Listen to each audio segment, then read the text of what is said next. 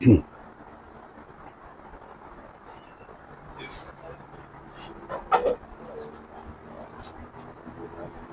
it recording now?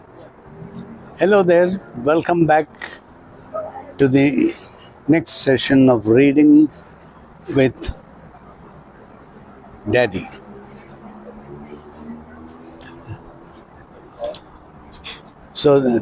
We are continuing our reading of stories by R.K. Narayan from his book Malgudi Days. And today's story is named Naga, N-A-G-A, Naga. You want the chair? You need the chair? Naga means snake. It starts. The boy took off the lid of the circular wicker basket and stood looking at the cobra coiled inside, and then said, Naga, I hope you are dead, so that I may sell your skin to the purse makers. At least that way you may become useful. He poked it with a finger. Naga raised its head and looked about with a dull wonder. You have become too lazy even to open your hood. You are no cobra. You are an earthworm. I am a snake charmer attempting to show you off and make a living. No wonder so often I have to stand at the bus stop pretending to be blind and beg. The trouble is, no one wants to see you. No one has any respect for you, and no one is afraid of you. And do you know what that means? I starve. That is all. Whenever the boy appeared at the street door, householders shooed him away.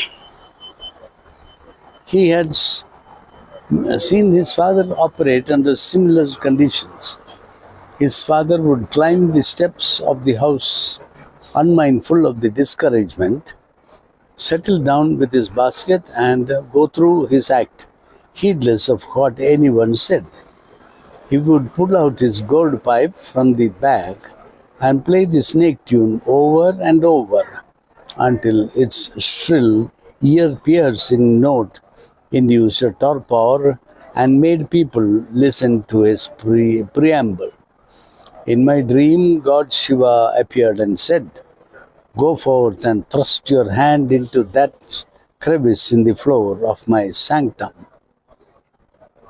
As you all know, Shiva is the lord of cobras, which he ties his braid with, and its hood canopies his head. The great god Vishnu rests on the coils of Adishesha, the mightiest serpent, who also bears on his shoulders thousands of heads in this universe. Think of the armlets of goddess Parvati.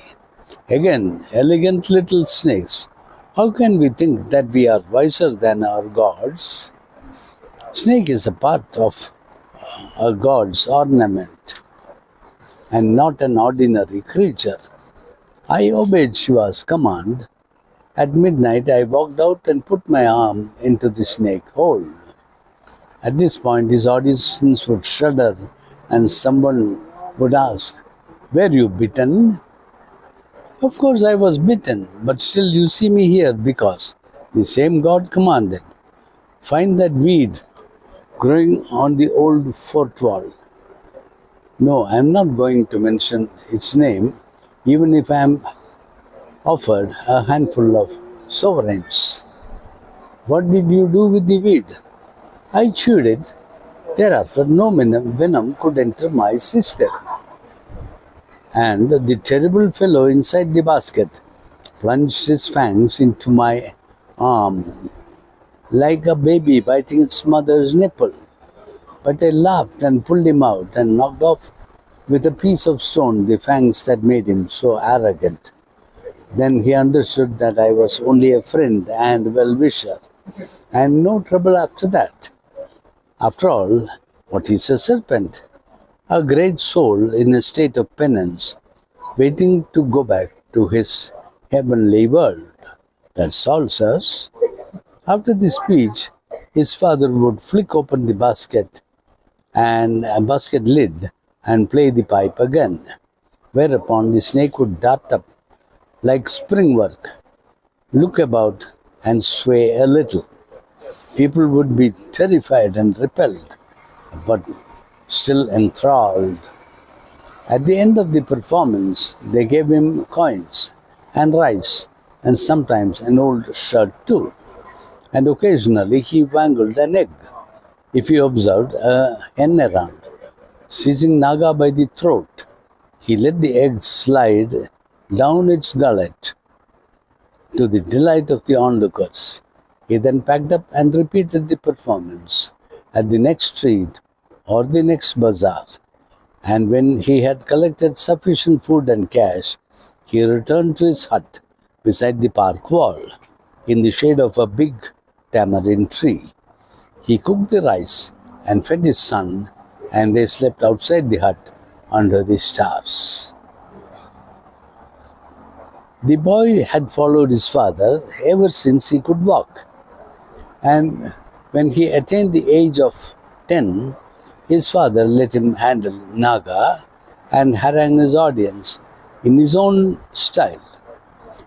His father often said, "We must not fail to give Naga 2 eggs a week. When he grows old, he'll grow shorter each day. Someday he'll grow wings and fly off. And do you know that at that time, he will spit out the poison in his fangs in the form of a brilliant jewel. And if you possessed it, you could become a king." What a myth. Very interesting myth. No? I'll stop for a moment. Adila tale katta riga shiriya undirka paathudu. Maybe the angle can adjust pannumo. Yeah. No, I can see that my head is cut. அதோட angle கொஞ்சம் adjust பண்ண முடியுமா பாரு.